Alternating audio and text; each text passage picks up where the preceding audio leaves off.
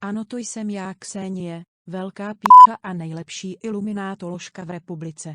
A ano, jsem zpět, už není cesty zpět a víte proč? Protože bagr.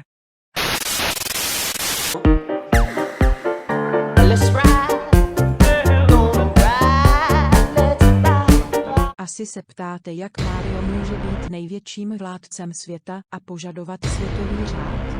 Nemyslím si, ale Okamura říká něco jiného. Mario, to je 5 písmen, počkat? Neslyšela jsem to již někde? A je 5 písmen, jaké 5 písmen horší, tak ach, nechem to být.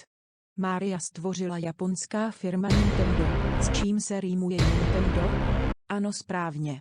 Netahej tu malou holčičku za keříček Zdendo.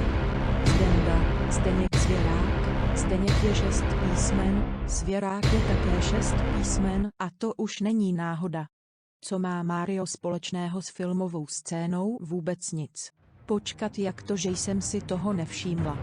Mario má knírek, Zdeněk má také knírek a kdo má ještě knírek? Ano, správně.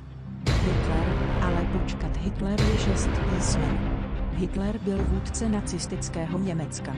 A kdo byl ještě vůdce? Ano, správně, ping-pong, teda Stalin. A tohle už není náhoda.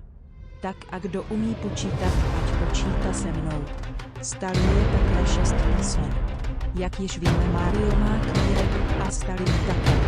A máte to tady, Mario není iluminát, ale vůdce nového nacistického Německa.